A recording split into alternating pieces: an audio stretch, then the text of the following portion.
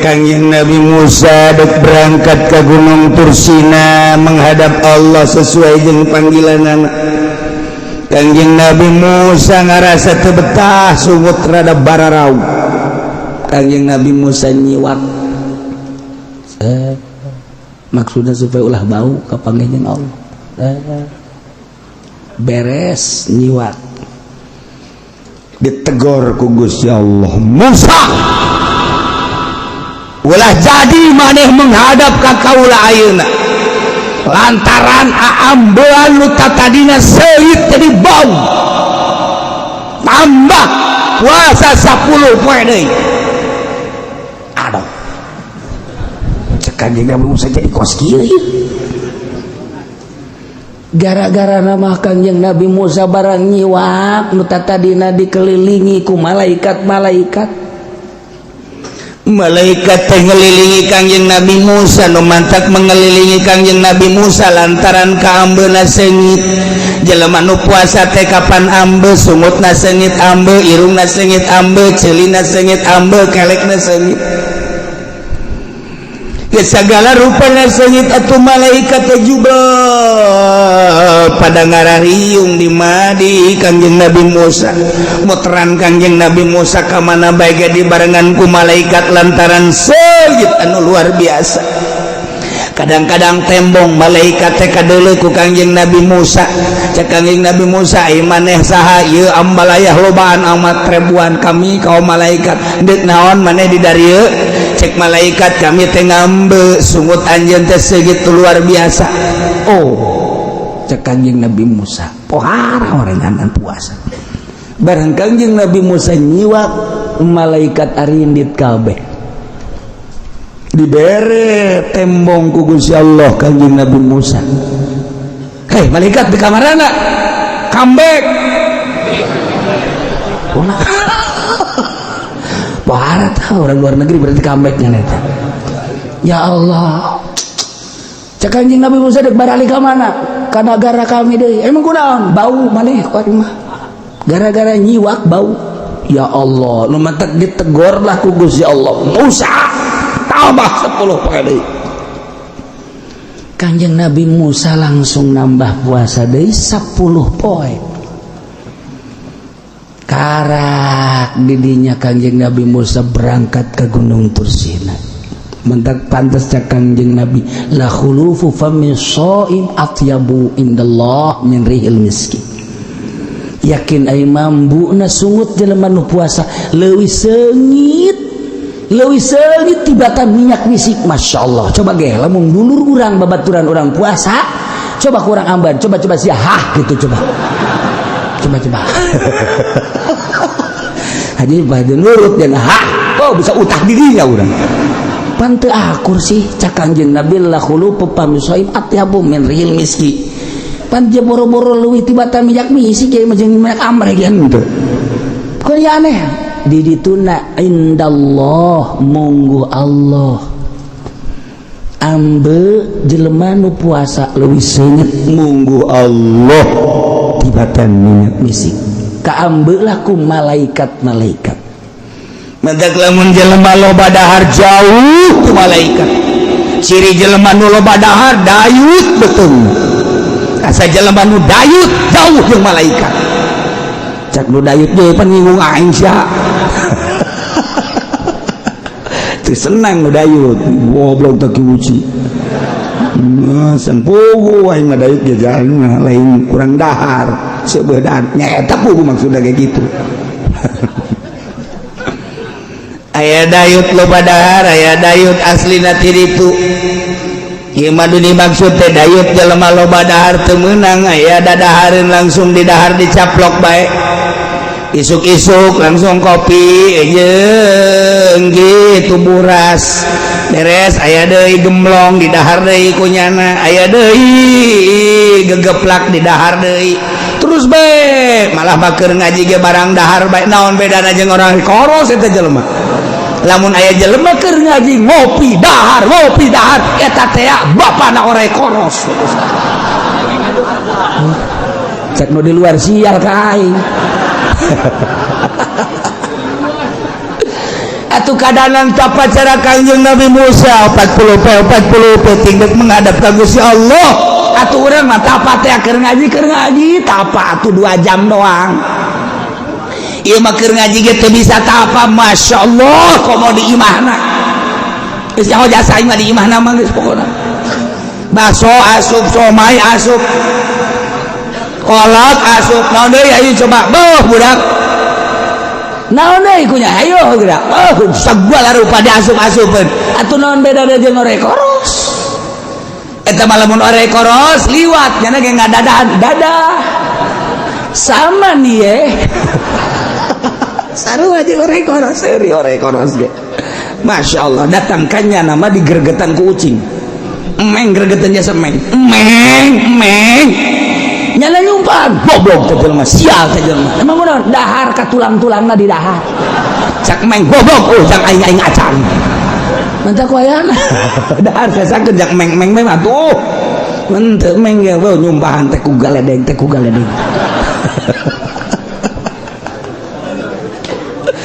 Insyaallah lu tak cekolot baheula badi ibasing ada lamun bari tehan ngarusak tapi lamun cucurut ulah kolot baheula mah kitu cucurut ulah sia ulah sok pengen cucurut ulah sebab naon nya nama teu beukieun kana naon cucurut mah sugannya nama beukieun ka abah teh cucurut mah sugan cucurut beukieun ka kitu naon henteu nya nama ka daging teu beukieun cucurut mah beukina ngan sakadar ka tulang doang ketika urang dahar kemudian tulang dibalangkeun ka kolong eta teh cucurut kadinya diseusepan ku cucurut cak cucurut teh ngadoa ya Allah ya Rabbi ieu nu boga imah anu geus mere kadaharan abdi Gusti tingkatkeun rezekina Gusti lantaran nyana dahar daging abdi kabagian tulang na Gusti paningkatkeun tadi doakeun ku cucurut doa aja lemah geus teu malah lanjur ya kiai kabeh korupsi malulu ya kiai proposal malulu tah cucurut tah hebat biasa mantap kolot baheula mah kula mah masih kadenge keneh ulah sok bebayan cucurut mah ngadoakeun urang mun beurit paehan sebab ngarusak beurit paehan emeng eta binatang nu suci lamun urang dahar urang teu betah kaluarkeun mah kaluarkeun bae ujung-ujungna bere ngadoakeun sarua bae emang emeng kumaha gitu tas daharnya tek langsung neangan tempat anu sepi kieu bae nya nama tasar eta keur ngadoa siapa yang serikeun ka aing siapa teh nyaho yang serikeun bon sia mere cara eta teh keur ngadoakeun deulekeun ge dina kitab coba dengan hikmatna ge we ngadoa ya Allah ya aya doa nangan gua ge teu henteu apal sebab eta bahasa emeng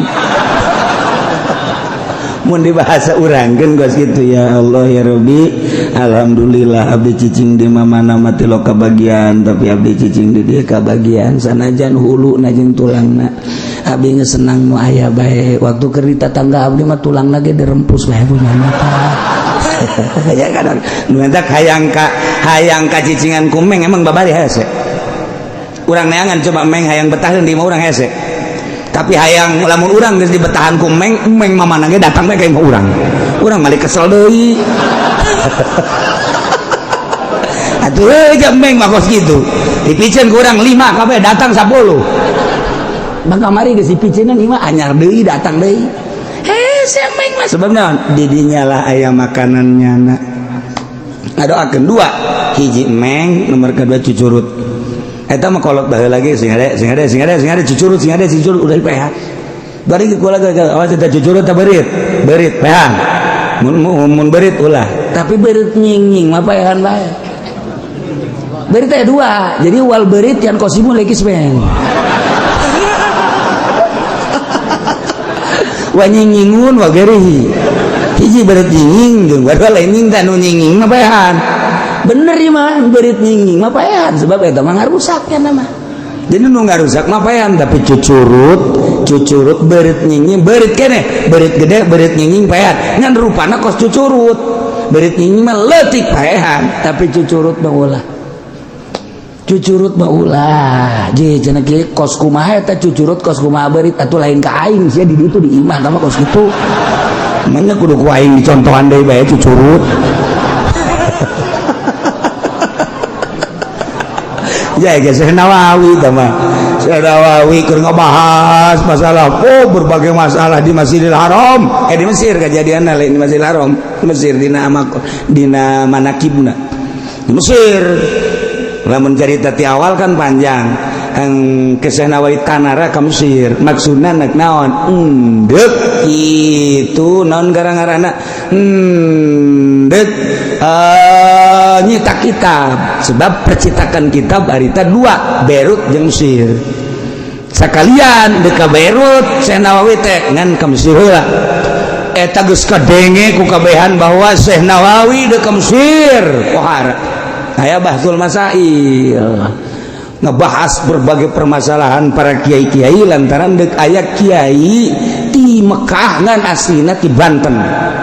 Masya Allah pohara jasa datanglah ke Mesir, ternyata rame di Mesir teh ya. Kaget Syekh Nawawi disambut ku kabehan ngan ti jauh kene cek Syekh Nawawi teh wah asana ieu kajian kumaha ieu dek aya permasalahan bahsul masail. Jubah Syekh Nawawi dibuka dibikeun tah ka Adamna ya pakai jubah aing ya pakai geus ngomong geus bae datang ke tempat atuh nu make jubah pajar kiai kan wow eta nu disambut mah Syekh Nawawi na di tukang bae tinggal Adamna bae pan jadi terus bae sia makanan ngomong biasa sia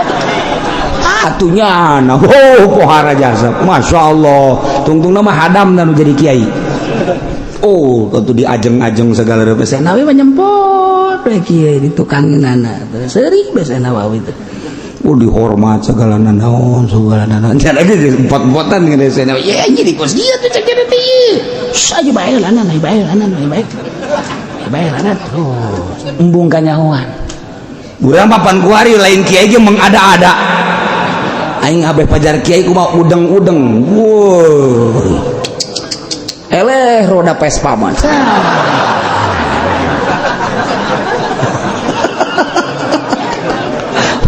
jubah 2 lapis hareudang elos penting aing pajar kiai beh teladan Syekh Nawawi nu kiai asli embung disebut kiai bener bae bahtul masail kacaritakeun panjang ya mah cepetna bae harita langsung kita ceramah Syekh Nawawi dipanggil nyana nyeleuk terus cak hadang aing bisa naon atuh ieu tapi nya ka Syekh Nawawi kumaha terus ngan menta cai heula nyana ka Syekh Nawawi dijampean Masya Allah eta ngomong bahasa Arab masalah bisa kabeh waktu kabeh gede bae kabeh di Mesir ge pohara jasa Syekh Nawawi itu pohara Syekh Nawawi hebatnya padahal hadam eta lain lalagaan pohara jasa barang kanyawan geus turun kabeh terus ka masjid dara riu kabeh aya nu nyaho Nawawi mah lain eta ieu waktu kabeh sasalaman ka Syekh Nawawi asli cek kalau asli tuh cek Syekh Nawawi itu sakitu ge hadamna geus hebat sakitu ge hadamna geus hebat padahal mah nang niup barang dicokot deui jubahna gadekeun jubah teh geus kanyahoan kuari mah dipake ilmu eueuhan cek cenah aing jadi bodoh deui kuari jipan jadi koskia tuh bodoh deui. Nah Syekh Nawawi kuari geus kanyahoan ya sarieu begitu eta keur nyaritakeun masalah itu bubuahan nu halal mana nu haram mana kan lamun Ki Holil mah waktu di Mekah nyaritakeun kapiting teh geus dibahas ku ulama halal apa haram rajungan mah halal kapiting mah haram teh kan di masjid contoh kan di masjid haram kapiting halal rajungan ngan contohna kos kumaha eta mah Syekh Holil Bangkalan tah mah saudara-saudara mun bahasa orang ieu rajungan ya dicokot dikelek nah ieu rajungan kabehan ge lain kaget rajunganna eta boga dikelek kok bijil ram lain masalah rajunganna tapi dikelek aya rajungan coba Holil kapiting bos mah belah katuh cenah kapiting mah di dieu cokot set ieu kapiting ditinggalkeun tah ieu rajungan tah ieu kapiting juga keluar seh ke Holil nama jadi jang contoh doang eta kabeh ulama un bisa ngomong si Holil kun bisa nama cenah eta dikelek timbul rajungan timbul lamun Haji Pendi bisa ngaluarkeun rajungan jualannya nama tuh bisa bikin toko rajungan ujanana mantap berberian bisa nya nama boro-boro rajungan cacing itu jadinya nama tuh kan Aisyah Nawawi lain di Mesir toh keur cerita bubuahan boh dibahas kabeh bubuahan cek Syekh Nawawi bubuahan yang ada ini mah belum seberapa ada bubuahan yang unik di Indonesia mah apa itu Nawawi cukup dikelek rambutan ya Allah ya kabeh kaget tangkal rambutan dikelek naon deui cerita Nawawi anu unik nu aneh nu eueuh di urang di Mesir di dieu di Sokot dieu salak Bogor cabut dikelek kabeh ge maralotot bae kabeh kiai lain lawanan di mana Nawawi mah poara tuh ya Allah ya Rabbi dikelek datang kaya salak segala rupa tuh kabeh ge tercengang kabeh geus ulah dilawan di mana Nawawi mah ulah dilawan atuh bubuahanna naon ge ieu mah bisa diawak sorangan malah aya nu unik hiji deui nu eueuh di mana iwal ti Pandeglang cenah daerah Kula naon eta Nawawi cokot di dieu di beuteung kadu iya ti Rumingkang cenah ieu kadu pohara jasa eta Syekh Nawawi eta Syekh Nawawi pohara jasa pan Masya Allah kunaon eta bisa gitu nang riyadhah geus jadi ahli Allah manaon bege kun fayakun Allah dibikeun urang mah puasa teu naon henteu atuh aya kikituana coba cek jana jaing geus tahajud coba dikelek dikeun cabutan ku sia kelek datang keluar bege moal getihan bisa tawa lain kudu kos gitu teman kudu puasa lillahi ta'ala Masya Allah nah ilah dikelilingi ku malaikat Kangjeng Nabi Musa alaihi salam 30 poe nyiwak malaikat kabur setelah ditambahan dari 10 poe malaikat ngeriung deui di Kangjeng Nabi Musa alaihi salam Kangjeng Nabi Musa kita berangkat ke Gunung Tursina jangan dia diberi kitab Taurat ku Gusti Allah jang tata genan sebagai dasar hirup manusia salila dipimpin ku Kangjeng Nabi Musa alaihissalam ulah keluar ti kitab Taurat kos urang kuari ulah keluar ti kitab Al-Quranul Karim ketika urang keluar ti Al-Quranul Karim kuari mah moal nanaon deuleu engke di akhirat anu ngagugulung lain Al-Quranul Karim rasakeun ke di akhirat rasakeun ke di akhirat kuari mah oke baik iya baik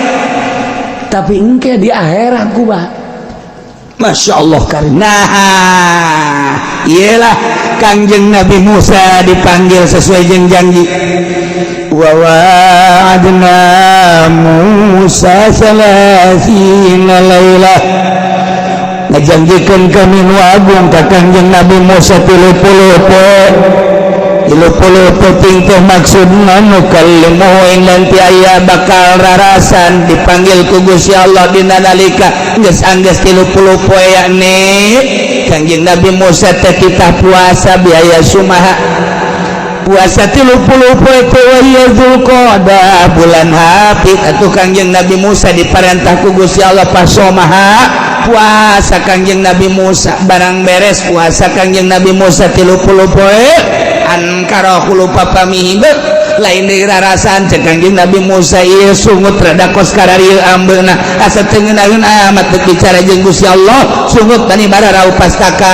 akhirna Kangjeng Nabi Musa nyiwak make susul maksudna ngabersihan susu ngabersihan bau sungut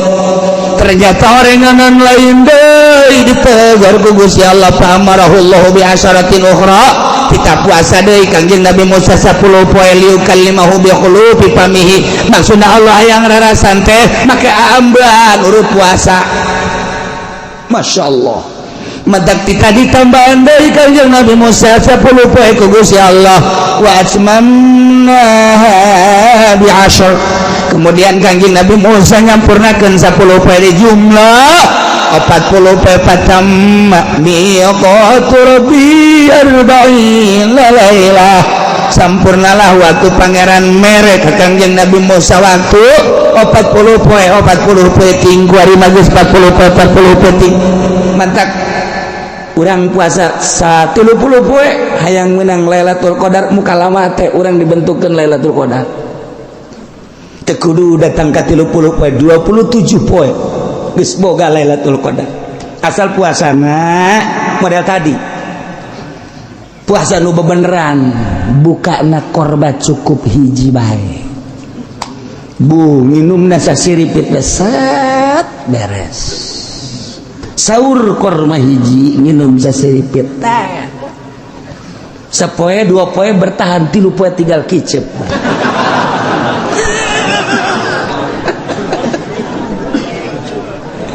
ditanya ku pamajikanna ka haji ieu puasa maksakeun amat datang ka kicep doang ieu mah hayang naon hayang Lailatul Qadar coba hudang teu kuat atuh ka haji ieu mah lain menang Lailatul Qadar ieu mah bakalna dikubur kos kieu mah ka haji maksakeun teh huapan atuh aing Gusti ya dihuapan ku pamajikanna oh ieu orang Lailatul Qadar ieu ceuk teu kuat lamun jelema moal dibere Lailatul Qadar moal kuat ketika jelema nu dibere Lailatul Qadar kuat dibere kuat ku Allah emang awak urang nu sanu Allah cak Gusti Allah teh hais manusia awak teh nang yeun aing lain usia ulah dialku ku sia lantaran yang yeun aing jauh kadar kekuatanana jajijeunan aing urus ku sia awak kulo dahar sia wasrabu inuman ku sia wala tusrifu ulah loba teuing sakadar jang salat puasa hayo sia dahar inum eta mah syariat ketika sia hayang datang ka aing daharna saeutik bae nginumna saeutik bae sia deuk bersyariat silakeun asa ulah mabok bae kulu wasrabu wala tusrifu sia bersyariat sok dahar sana nampan sorangan bae mantas daharna ge bubuka gejli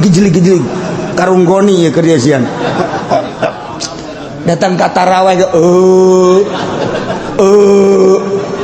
kita jadi imam masih siapa emang kurang gitu pan biasanya jadi imam itu kuatnya sebetulnya teuing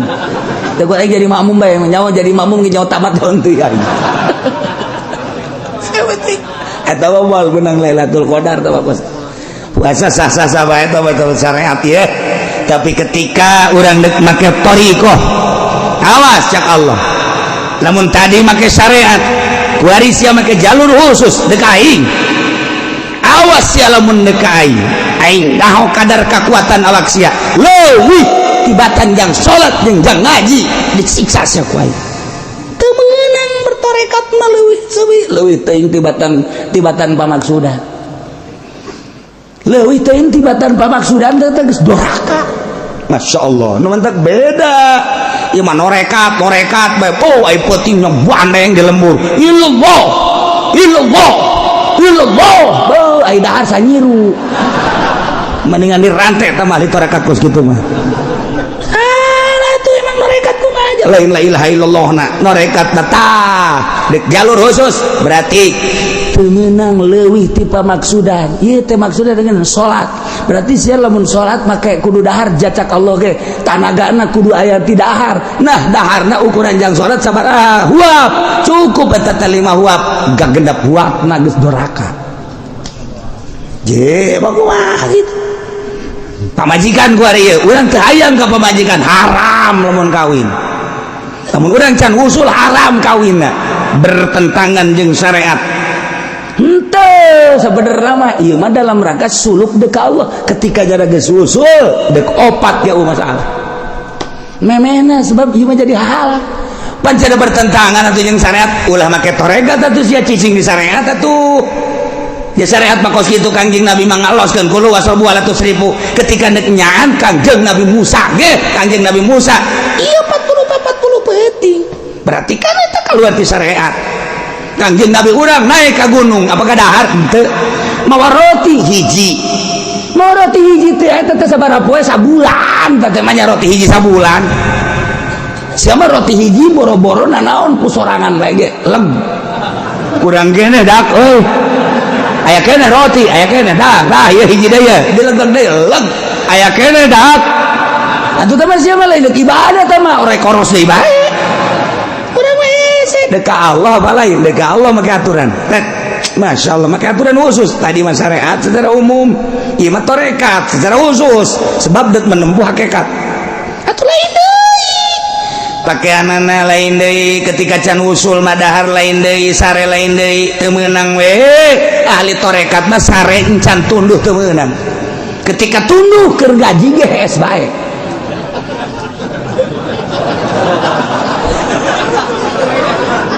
tak lamun keur ngaji naon hees eta jelema norekat eta babe teh nabak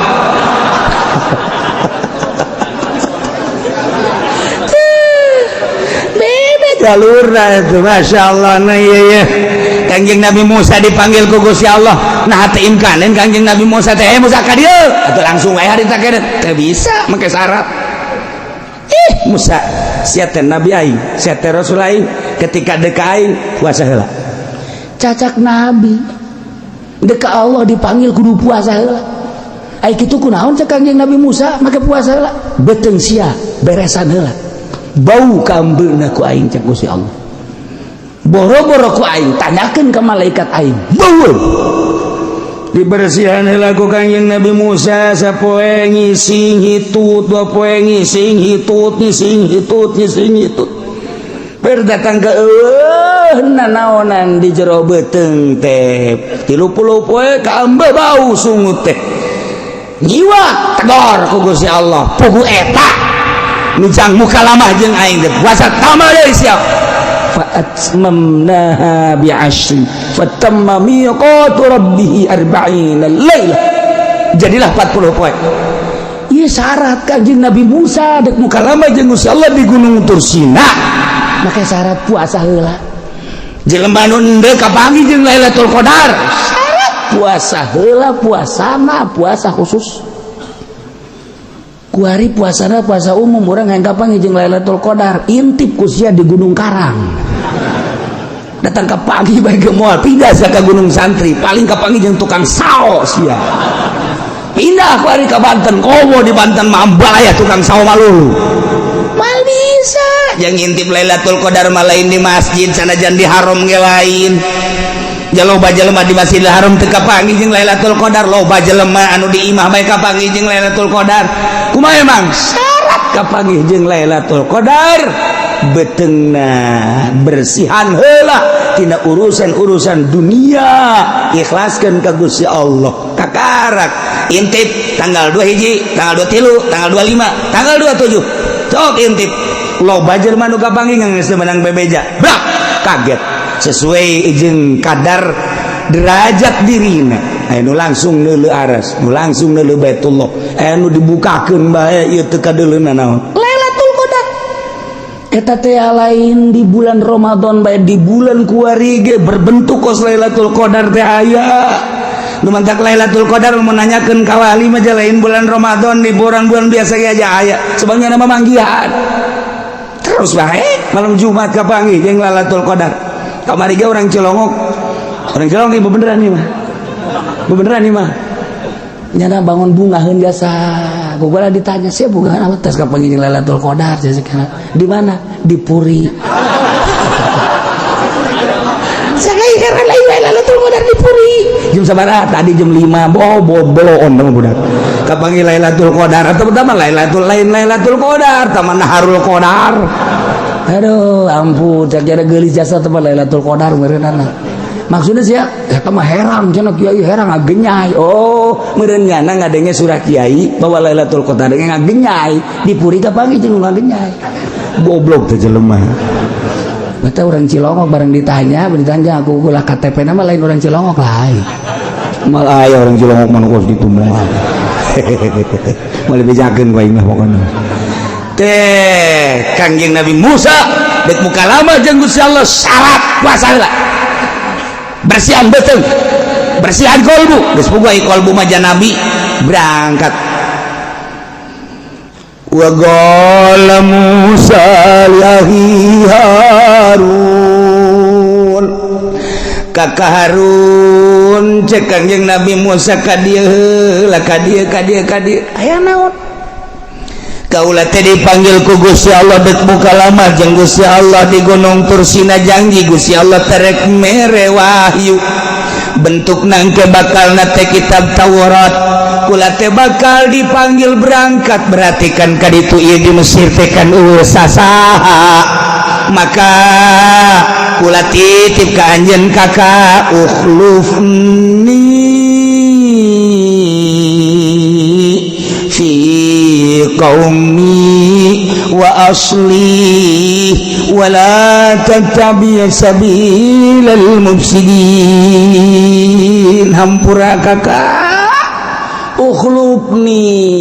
jadi pengganti abdi heula kakak teh fi qaumi dina urusan kaum kadem Harun wa asli amrahum rarapi urusan ananya kade di Mesir teh aya Musa Samiri kula geus ngadenge selenting bawaning angin sanajan barican kapanggih jeung jelema lantaran kula kaburu dipanggil ku Gusti Allah kade kakak wala tattabi sabilal mufsidin ulah rek nuturkeun kana jalan-jalan karusakan nuturkeun mah meureun henteu bi muwafaqatihim alal ma'asi ku muwafaqat kana maksiat ge ieu teh geus nuturkeun kana mufsidin lamun pemerintahan urang ku ari teh mufsidin ngarusak lantaran urang ngadenge geus pripot teh geus berbagai triliunan rupiah lamun di daerah bae korupsi berarti kan mufsidin nya eta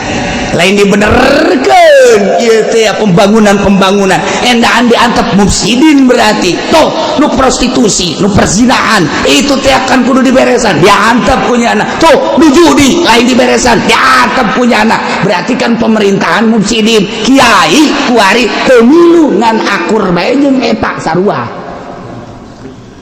nu mantak nu berat mah kiai anu jadi mui eta teh lamun pamarentah tengah berantas tentang prostitusi tentang perzinahan tengah berantas tentang perjudian eta kiai nu terlibat di mui nu pangheulana bakal dikerbekeun di neraka lah ieu tah wala tattabi baca tah Qur'anna wala tattabi sabilal mufsidin ulah sok nutur-nutur kana jalan-jalan nu tukang ngarusak carana bimuwafaqatihim al ma'asi ngakuran panjana kurang mege tak eta teh geus akur pemerintah teu ngayakeun gerakan amar ma'ruf nahi munkar muih sirana siratu malik cuma teh nyaho tuh tokecang bae sirana siratu tah sirana siratu eta ratu teh awas eta bahasa kolot baheula wali eta je emang kumaha kita tam teh artina aing mah cicing bae endeu kumaha sang ratu bae aing mah eta teh sarua kos kitu digejeburkeun ka neraka jahanam mantep amit-amit aing mah jadi mui kiai kos urang mah kos kieu tah di mui henteu di NU henteu di Muhammadiyah henteu suacablakna ngomong sabodo teh menyaritakeun Al-Qur'anul Karim atuh sabodo teuing ka maji hitung-hitung dakwah bae aing mah tuh ngadawahan pamarentah ngadawahan kiai-kiai ngadawahan ustad-ustad ngadawahan taruhlah kiai-kiai mah jaman urang nana nu ngararaji ieu mau ka dieu mah lain kiai bangke kiai mah luluja ieu mah atuh jeung nu bodoh bae aing mah kayak itu jadi anu bodoh ngaji mah tuh maksudnya mah lain kos gitu yu urang babarengan ketika aya pamarentah salah tegor mentak kulama negorna melalui ngaji lamun ceramah melalui ceramah eta ge bentuk teguran abeh naon ke ketika dipanggil di Robul Jalil oce maju sia aduh aing waduh tinggal kaji pendek ayo sia emangnya lagi itu baik aing mah ya itu tenang baik sabaraha tahun sia hirup di alam dunia iya teh tulisan ieu Pak malaikat teh naon gawe sia ngaji sia di pemerintahan sa Jokowi aju gubernur sia sa Nenggelis ganti ku atau aktor bupati sia Zaki camat sia mau dibejakeun bae ngaranna orang Cilongok lurah sia dibejakeun betan waktu sia hirup dirinya pemerintah pernah henteu ngadakwahan ngancur-ngancurkeun prostitusi persinahan henteu sia sicing bae tanyakeun ka tongtrong ulah poe minggu nongkrong dong maksudna deuk ngabejaan tah pamarentah teh teu pernah ngabrantas eta pamarentah eta korupsi teh dedengean mah korupsi teh jauh aya aslina mah ngan dedengean we koran aya televisi aya jeung jelema-jelema nu deukeut ka pamarentah bejana nyana korupsi atuh geus teu nyaho nya teu dibere dari geus saeutik Haji siap pernah negor? Pernah. Ira negor nak melalui pengajian kok ulah ditegor. Eta teh bentuk negor kaula. Coba dipasang CD-na aya ke CD ditu. Ye, bangga CD engke di YouTube. Aya. Bener. Cak Gusti Allah malaikat haji uji salametkeun. Mantap biasa geus mantap biasa geus lah eta bentuk dakwah eta negor-negor acan atuh kumaha teu tanu di MUI cicing bae di NU cicing bae awas di Muhammadiyah cicing bae awas kuari nu rada dakwah bebeneran mata HTI bangun bebeneran bangun wallah alam bener jeung teu nama bebeneran nya nama bangun Al-Qur'an nyaho teu nya jeung teu nama ngan suara Al-Quran didengungkeun mana nu ngadengungkeun suara Al-Quran aya ujian Banten di jerona make aturan jihad bahwa salah satu kewajiban bangsa yang umat Islam adalah jihad fisabilillah dijadikeunlah mata pelajaran kemudian dijadikeun kitu ujian kuari kapan dikritik ke pemerintah teu salah teh urusan nyana tah mah di Banten salah satu sanawiyah jeung aliyah kata kos gitu di mana cenah kieu Banten aing teh nyaho bukan kos gitu bae tah eta kan dikritik urang dek ngadirikeun secara praktis pasti dikritik bae di urang sebab lain negara Al-Qur'anul Karim negara Pancasila demokrasi ji ai kula mah henteu